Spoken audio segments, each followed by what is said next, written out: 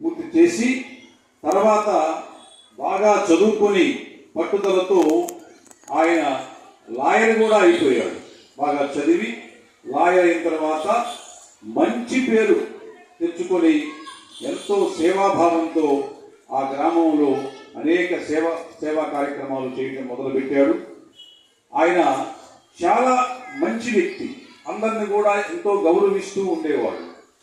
అయితే 1996 వరకు బాబాను గురించి అతనికి తెలియదు. కాకా సాహెబ్ దీక్షిత్ తెలియదు. ఈ కాకా సాహెబ్ దీక్షిత్ బ్రాహ్మణ కుటుంబంలో జన్మించాడు. ఆయన పాటించేవన్నీ కూడా ఉత్తమమైనటువంటి సేవా కార్యక్రమాలు చేస్తూ ముందుకు వెళుతూ ఉన్నాడు. అయితే అతనికి ఏదో ఒక మంచి కార్యక్రమం చేస్తే బాగుంటుంది, మనము ఎంత సంపాదించినా కూడా తృప్తి లేదు కాబట్టి మనము సంపాదించిన దాంట్లో కాస్త కూస్తో సేవా కార్యక్రమాలు చేస్తూ ముందుకు వెళితే మంచి జరుగుతుందనే భావనతో ఆయన కొన్ని మంచి కార్యక్రమాలు, అప్పుడప్పుడు అన్నదాన కార్యక్రమాలు, అప్పుడప్పుడు సేవా కార్యక్రమాలు, ఏదన్నా ఎవరన్నా పేదవాళ్ళు వచ్చి లేదంటే సహాయం చేయటం అలా చేస్తూ ఉన్నాడు. మంచి పేరు సంపాదించుకున్నాడు. అయితే ఒకరోజు ఏదో పనుండి ఆయన వేరే ఊరు వెళ్ళాడు.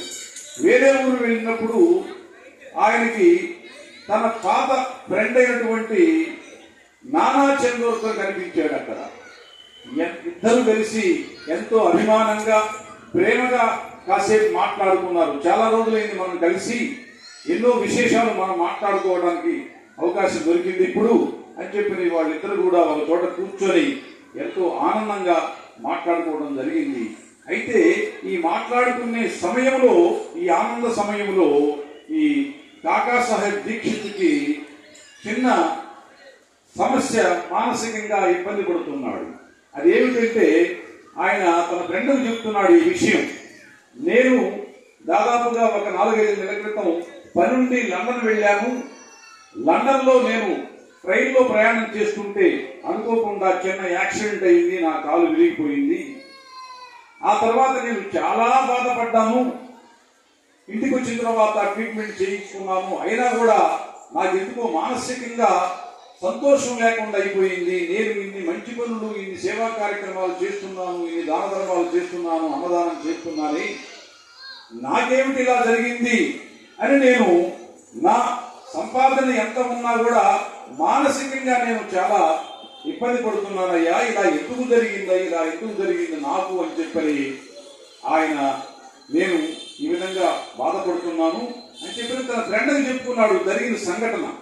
అప్పుడు వాళ్ళ ఫ్రెండ్ అన్నాడు, నానా చందోర్కరు, ఏమయ్యా నువ్వు అర్జెంటుగా ఏమాత్రం ఆలస్యం చేయకుండా ఒకసారి షిరిడి వెళ్ళిరావయ్యా, నీకు చాలా మంచి జరుగుతుంది. అక్కడ సద్గురు సాయినాథులు వారు ఉన్నారు. ఎవరికి ఏమి కావాలో, ఎవరికి ఏ సమస్య అన్ని కూడా పరిష్కారం చేస్తున్నాడు సాయి. కాబట్టి ఒకసారి నువ్వు కనుక షిరిడి వెళితే నీకు అంతా మంచి జరుగుతుంది, నీకు మనశ్శాంతి కలుగుతుందయ్యా. ఎంత డబ్బున్నా, ఎంత సంపాదించినా మనశ్శాంతి లేకపోతే మనిషికి అన్ని సమస్యలే వస్తూ ఉంటాయి. కాబట్టి నా మాట విని ఒకసారి వెళ్ళిందని చెప్తే, సరే నువ్వు చెప్పావు కాబట్టి తప్పకుండా త్వరలో వెళతానని చెప్పని ఆయన చెప్పడం జరిగింది. ఆ విధంగా ఇద్దరు కూడా చాలాసేపు మాట్లాడుకున్నారు. తర్వాత ఎవరి పాటికి వాళ్ళు వెళ్ళిపోయారు. వెళ్ళిపోయిన తర్వాత ఈ కాకా సాహెబ్ దీక్షిత్ కొన్నాళ్ళు గడిచిపోయింది. ఆయన వృత్తిలో బ్రహ్మాండంగా చేసుకుంటూ ముందుకు వెళుతున్నాడు. ఒకసారి ఏదో పనుండి అహ్మదాబాద్ వెళ్ళాడు పని మీద. అక్కడ పని చూసుకొని వాళ్ళ ఫ్రెండ్ ఉంటే మిరీకలని వాళ్ళ ఫ్రెండ్ ఉన్నాడు ఆ ఊళ్ళో, వాళ్ళ ఇంటికి వెళ్ళాడు. వాళ్ళ ఇంటికి వెళితే వాళ్ళు ఎంతో అభిమానంతో ఆయన్ని ఆదరించి ఎంతో ప్రేమగా చూసి ఆతిథ్యాన్ని ఇచ్చారు ఆయనకి. అక్కడ దాదాపుగా ఇతను 3 రోజులు వాళ్ళ ఇంట్లో ఉండడం జరిగింది.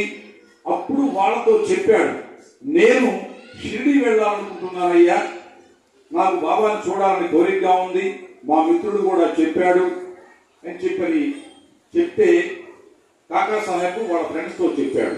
అప్పుడు వాళ్ళు తప్పకుండా మిమ్మల్ని వేరే వాళ్ళు తోడు నుంచి పంపిస్తాము అని చెప్పి అయితే వాళ్ళ ఇంట్లో సాయిబాబా బొమ్మ గోడకు తగిలించుంది. ఎందుకోనో మట్టి పడుతుందనో ఏమిటో ఆ బొమ్మకి ఆ పటానికి వాళ్ళు కాగితం అడ్డు పెట్టున్నారు. ఆ కాగితం ఎందుకో తీసి తుడుస్తూ ఉన్నారు వాళ్ళు బాబా పటాన్ని. తుడుస్తూ ఉంటే అప్పుడు కాకా సాహెబ్ దీక్షిత్ చూశాడు. చూసి ఆశ్చర్యపోయాడు. ఆహా, నేను ఎంత అదృష్టవంతుణ్ణి, షిరిడీకి వెళ్లకుండానే సాయినాథుడు నాకు ఇక్కడ ప్రత్యక్షమయ్యాడు, ముందే ఆయన దర్శన భాగ్యం కలగజేశాడు, నేను ఎంతో అదృష్టవంతుడిని, కాబట్టి నేను త్వరగా షిరిడీ వెళ్ళాలి, ఆ మహాత్ముడు చూడాలని చెప్పని ఆయనకి మనసులో తహతహ ఏర్పడిపోయిందన్నమాట. తర్వాత శ్యామకి కబురు చేశారు వీళ్ళు, నువ్వు వస్తే మా ఫ్రెండ్ని షిరిడీ తీసుకెళ్లాలని చెప్పి కబురు చేస్తే శ్యామ అన్నాడు, నేను వేరే పని మీద అర్జెంటుగా మా బంధువులకు బాగలేకపోతే అక్కడికి వెళ్ళాను, 2 రోజుల్లో వస్తానని చెప్పి శ్యామ మళ్ళీ టెలిగ్రామ్ ఇచ్చాడు.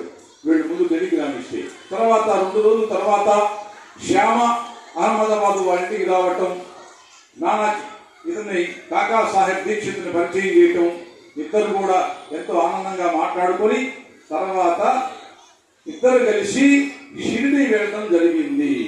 షిరిడీలో అడుగు పెట్టగానే ఈ కాకా సాహెబ్ దీక్షిత్ ఎంతో ఆనందం వేసింది. ఎందుకోనో మరి అతని మనసంతా పులికించిపోయింది.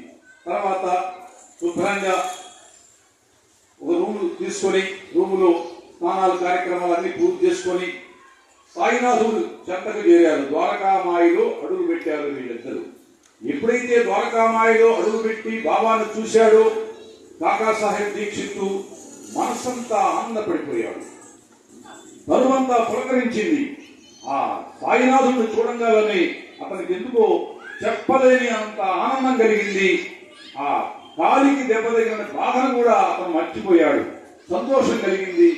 ఇదేమిటి, నాకు ఇంత ఆనందంగా ఉంది సాయినాథుడి దగ్గరికి వచ్చిన తర్వాత, నేను ఎప్పుడో రావాల్సింది, చాలా లేట్ చేశాను అని చెప్పని చాలా బాధపడిపోయి సాయినాథుడి దగ్గరికి వెళ్ళి ఆయన పాదాలు పట్టుకొని నమస్కరించాడు. నా విషయం